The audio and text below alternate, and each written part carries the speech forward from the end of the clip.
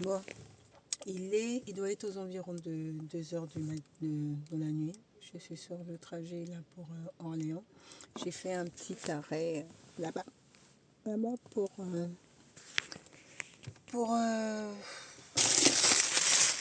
une petite chose à manger pour la route. Le fait de manger permet de se maintenir éveillé et voilà, de donner du sucre au corps. Et puis voilà, le temps d'aller au sanitaire et tout. Maintenant, donc, je vais reprendre la route et repartir. J'en ai à peu près pour 2 heures de route, ce qui fait que je vais arriver je pense, vers 4 heures du matin. Soit je fais ça, soit je reste ici et j'attends le lever du jour. Et puis quand je rentre demain, je suis super fatiguée parce que voilà. Donc c'est pas trop, j'ai pas trop envie. Donc je préfère, j'ai pas trop envie. Donc je préfère largement rentrer ce soir même à 3 heures, 4 heures du soir. Et puis après voilà. C'est grand voyage solo, grand voyage, grand voyage. Fait de certains rebondissements, mais bon, globalement, ça s'est plutôt bien passé. Globalement, ça s'est plutôt bien passé. Je suis quand même ravie du voyage et qui a permis en fait la conclusion que j'espérais puisque je partais avec un objectif assez précis. D'ailleurs, de petite histoire de parcours, hein, petite histoire de parcours. Sur le chemin, je vois un couple avec un bébé qui font du stop. Bon, je prends pas les gens en stop, mais quand je vois un bébé avec un couple, je me dis ben là, bon, je vais pas les laisser galérer. Donc j'arrête la voiture et puis je leur propose de les amener, de les rapprocher un maximum. Peu importe, je souhaitais simplement les rapprocher un maximum. Et donc ils acceptent. Bah, je les ai rapprochés, mais en fait, comme ils disaient qu'ils avaient du temps pour rentrer chez eux et que ça, vous savez, c'est le genre de couple un peu peace and love, un peu à la baba cool, ils ont une tente et en fait ils dorment là où ils peuvent, là où ils trouvent, avec leur tante et avec leur bébé. Bon, je me suis autorisé une petite remarque, disant, ben, petit bébé, il a besoin d'un certain rythme et de sommeil ou autre aussi. Ça doit pas être évident. Mais je pense que les parents gèrent assez bien, gèrent bien, c'est bien cela. Donc, bon, je vais pas plus insister. Euh, il a des parents qui sont, j'utiliserai le terme de roots, qui sont très peace and love.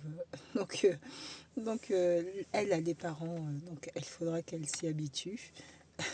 Il faudra qu'elle s'y habitue à ce type de voyage.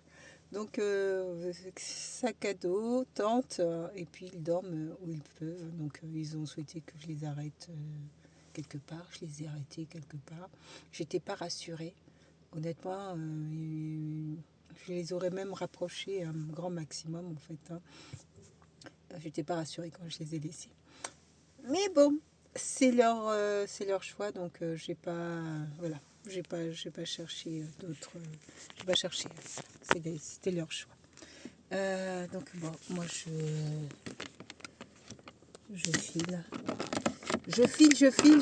reprends la route. Euh, je reprends la route. C'est super sympa d'avoir des stations qui ouvrent toute la nuit. Quand j'ai pas le choix, ben, dans les rebondissements, je suis arrivée un soir, c'était sur Annemasse. J'avais réussi à avoir une réservation. La personne a mis une date et quand je l'avais en contact par messagerie, elle me dit ce soir c'est pas possible, ça sera plutôt pour demain. j'ai sélectionné les dates en sélectionnant la date du jour même en fait. Donc pour moi c'était le jour même qui était aussi important que le lendemain. Et figurez-vous que après, lorsque j'ai essayé de trouver d'autres lieux, en fait, il y avait des disponibilités marquées. Et quand je cliquais, j'avais toujours des disponibilités. Ah, déjà pris. J'avais un message qui me disait sur des lieux qui apparaissaient disponibles. Quand je clique, il y a indisponible, indisponible, indisponible. Bref, il y avait beaucoup d'indisponibles, sauf sur des lieux où c'était très cher. C'était assez cher au niveau du prix. Là, j'arrivais à faire la réservation. Donc, bon, je crois que j'ai laissé tomber, j'ai laissé tomber et puis je me suis dit quand il était à peu près 1h du matin que j'allais pas trouver. Donc, j'ai préféré rester dans ma voiture. Et je peux vous assurer que c'est pas évident. Le frein. Pourquoi le frein? Là, parce que j'y vais là. J'y vais. C'est pas évident.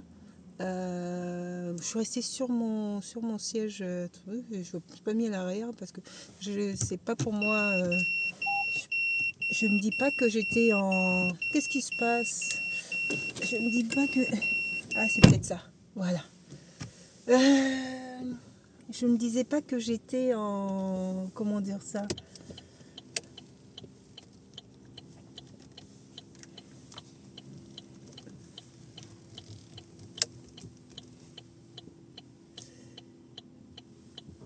Je ne me disais pas que j'étais en truc. Moi, j'aime bien dormir. Je suis pas de ceux qui aiment, celles qui aiment abandonner ses nuits. Pas du tout, pas du tout, pas du tout. Si quand je le fais, c'est que j'ai vraiment, vraiment pas le choix. Et généralement, quand je le fais, c'est que je suis en train de travailler. Comme tout mon mois de juillet, j'ai passé une partie de mes nuits dans les chiffres.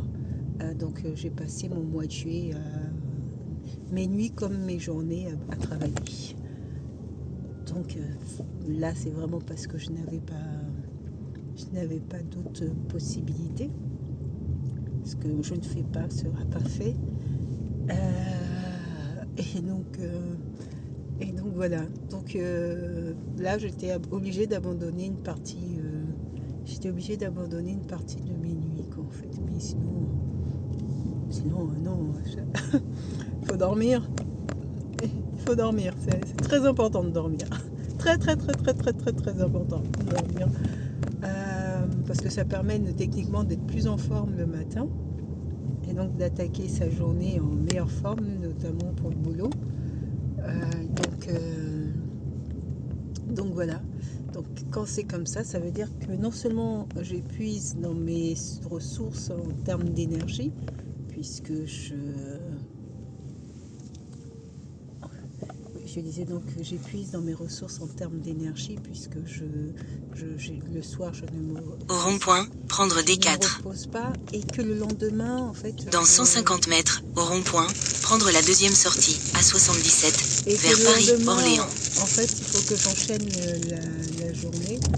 Ça m'est déjà arrivé d'ailleurs par ailleurs d'avoir dormi mais une très très courte nuit, et en fait j'attendais un appel téléphonique le lendemain. Dans 400 mètres, rejoindre à 77. J'attendais un appel téléphonique le jour même, à quelques heures près. Et l'appel téléphonique, et c'était un appel téléphonique assez important de la banquière. Et donc j'ai répondu à moitié endormie, mais il fallait que je me réveille assez rapidement pour saisir ce qu'elle allait me dire. Donc voilà. Un exemple de...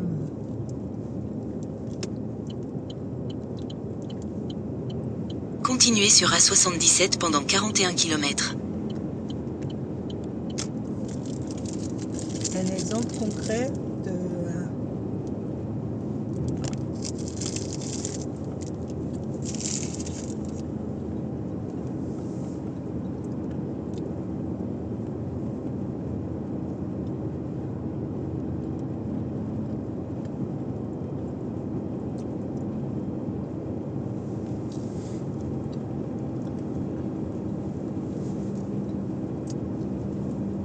quand il n'y a pas de possibilité. Et là, pendant le voyage, ben, ça a été notamment celle-ci. Et puis, il y en a une autre aussi où je me suis retrouvée aussi, je ne sais plus pourquoi, dans tout le parcours.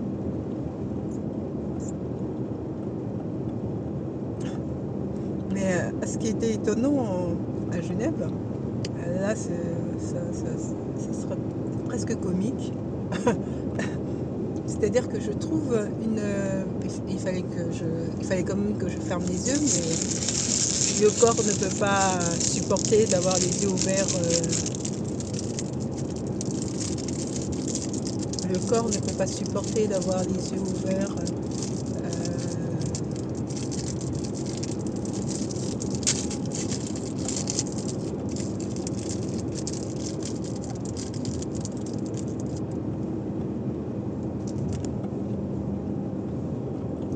Non-stop comme ça, donc à un moment donné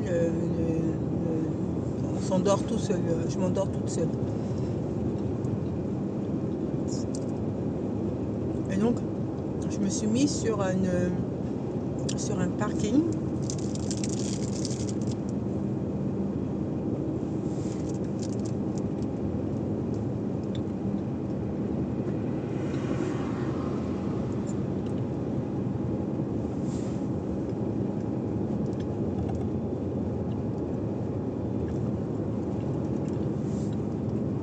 Je disais donc que je me suis mise sur un parking et je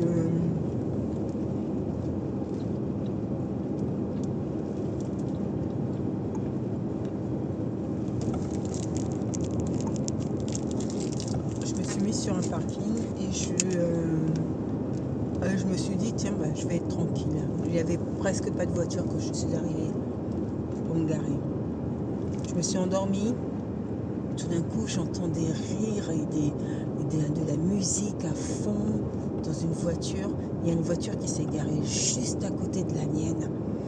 Et une bande de jeunes dans une voiture avec des filles qui ricanaient, même à haute voix. Voilà. Mais en fait, si j'ai plus été réveillée par les rires des jeunes filles ou jeunes femmes que par la musique. Et donc voilà, donc c'était et le matin, quelques heures après, en fait, je sais pas pourquoi ils sont arrivés avec tout un matériel de nettoyage pour nettoyer le parking. Donc il y avait une femme de ménage avec un aspirateur, il y avait des personnes il y avait des personnes qui se bougeaient un peu partout sur le parking. Vraiment. Toute une équipe sur le parking pour nettoyer. Et donc moi j'ouvrais les yeux et je voyais, j'entendais l'aspirateur et tout, et je voyais, je me suis dit, oh là là là là là là là là là là, oh là là là là là là là là.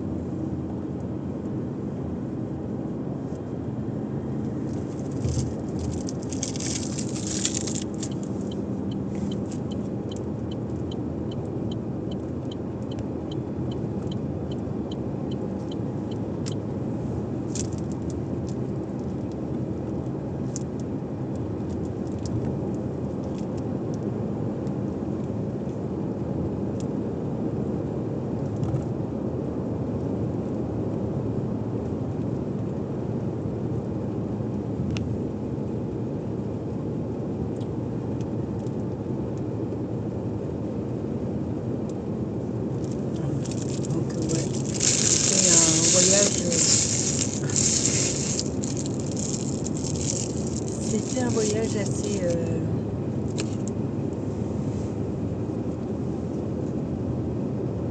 assez atypique. Assez atypique.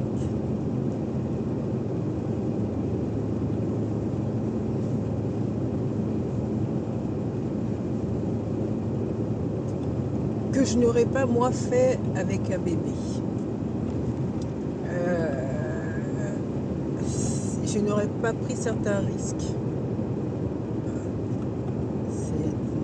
Quand on est seul, par exemple, le fait d'arriver à 22 heures dans une ville et de trouver voilà, sur le dernier moment un lieu pour dormir, je ferais pas ça avec je ferais pas ça si j'avais un bébé avec moi, ou même ma fille en fait, je ne ferais pas ça.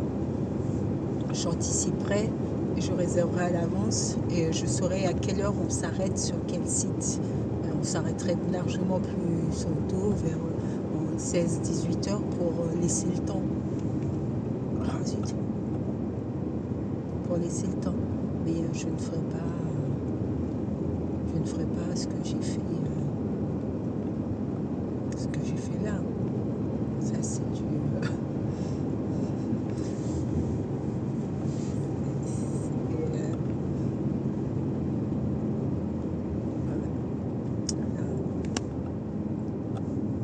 Comme je ferai pas non plus l'attente comme je vois là pour ce jeune couple. Bon, s'ils étaient, comme je leur ai dit, s'il n'y avait que eux deux, ok, ça serait ok. Ils font ce qu'ils veulent. Mais vous voulez, je comprends pas ces trucs de parking où on n'est même pas encore, j'ai même pas utilisé encore le parking, que en rentrant dans le truc, on doit déjà leur payer quelque chose. On doit déjà leur payer quelque chose alors qu'en fait c'est maintenant qu'on arrive sur la partie payante du parking. Donc c'est un peu incompréhensible.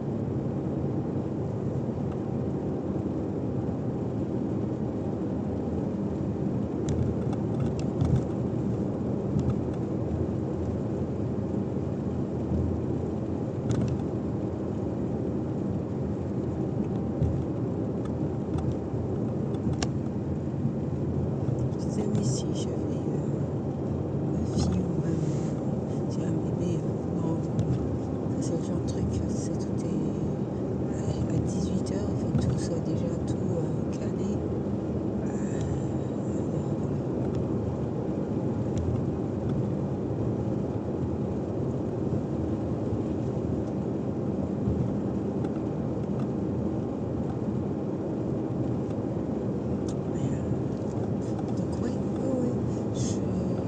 Ils sont à deux, hein.